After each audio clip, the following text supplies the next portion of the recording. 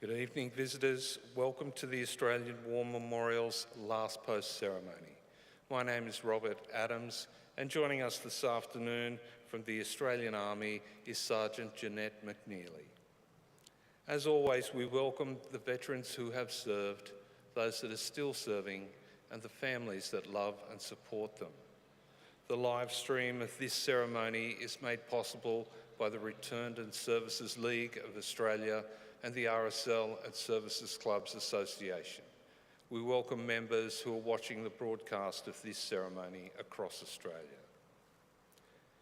During this evening's ceremony, wreaths will be laid at the base of the pool of reflection by visitors to the memorial and students on behalf of Belmont Christian College visiting from Belmont North in New South Wales.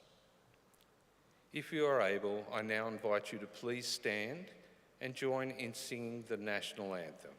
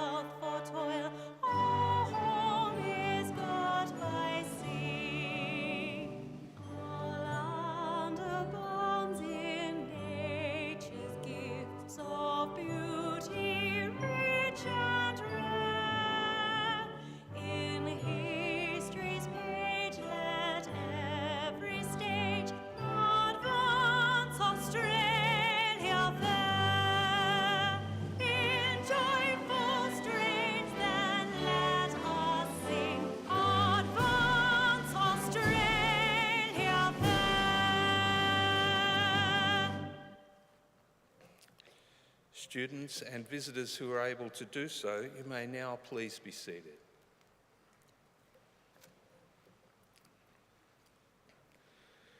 The Australian War Memorial was the vision of Charles Bean, Australia's First World War official historian.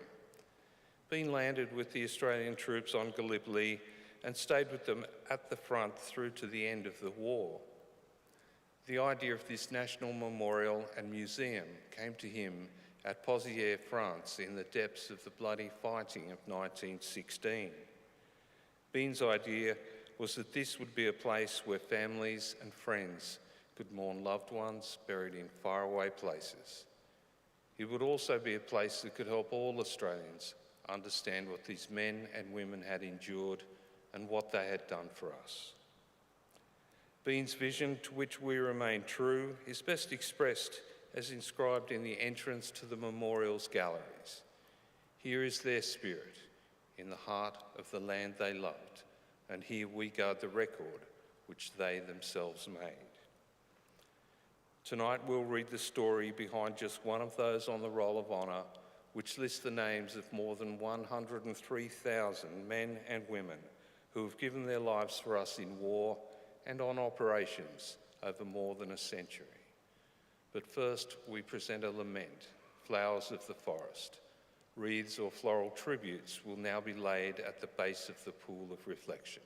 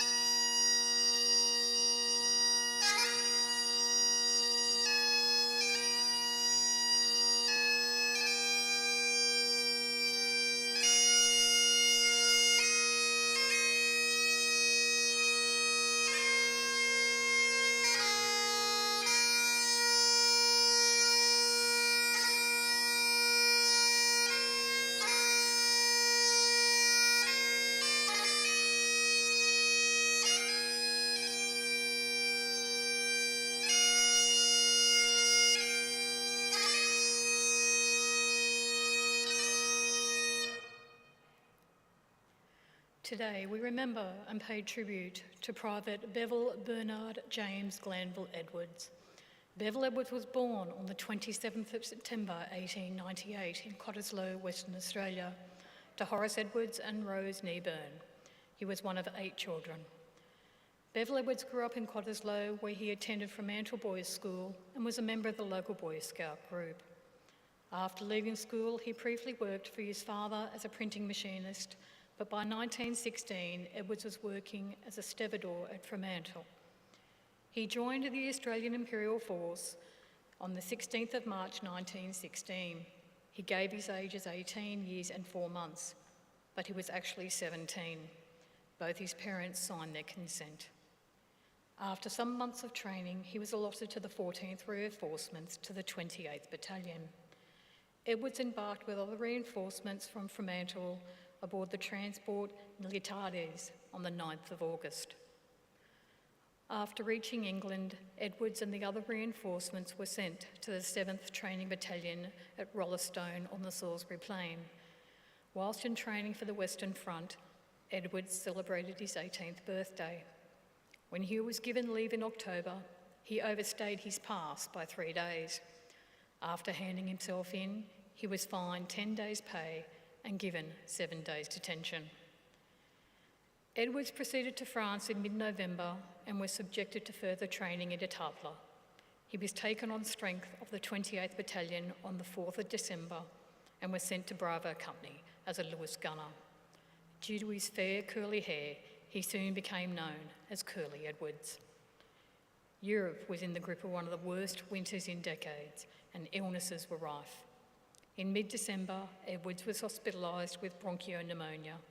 He took some time to recover and did not rejoin his battalion until the end of January 1917. Throughout February and into early March, the 28th Battalion rotated in and out of the frontline positions near Wallencourt. In this sector of the Somme battlefield, Allied forces were slowly pushing the Germans back and closing in on the town of Bapaume. At around 11 a.m. on the 2nd of March, Edwards was with several other men resting in the sunken road near Wallencourt when a German shell landed nearby. The explosion killed him instantly and wounded one of the other men. His remains were initially buried in a nearby shell hole and was marked as his grave. Later, his remains were reinterred in the Wallencourt British Cemetery. He was 18 years old.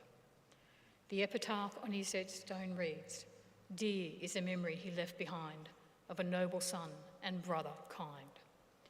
In April 1922, Major General Sir Talbot Hobbs unveiled a tablet to Edward's memory at St Columbus's Church in Fremantle.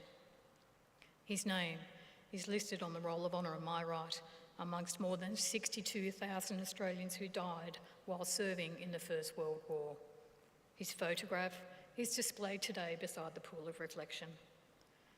This is but one of many stories of service and sacrifice told here at the Australian War Memorial. We now remember Private Bevil Bernard James Glanville Edwards, who gave his life for us, for our freedoms, and in the hope of a better world.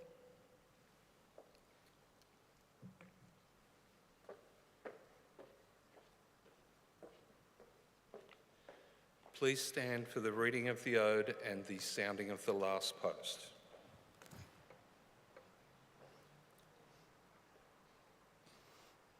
They shall grow not old, as we that are left grow old. Age shall not weary them, nor the years condemn. At the going down of the sun, and in the morning, we will remember them. We will remember them.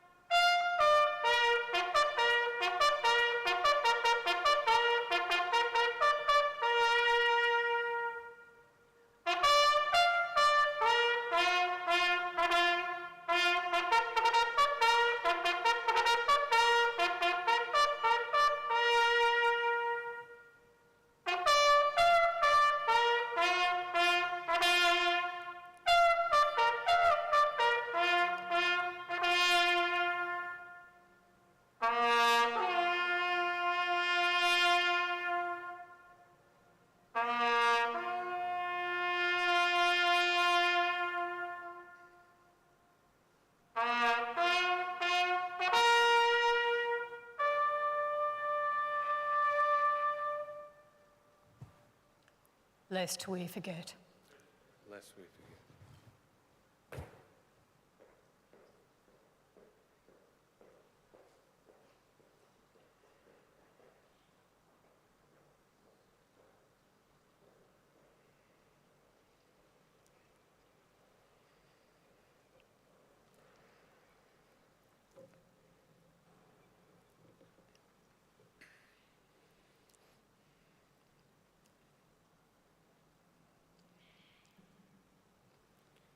We leave you this evening with the words of the memorial's founder, Charles Bean.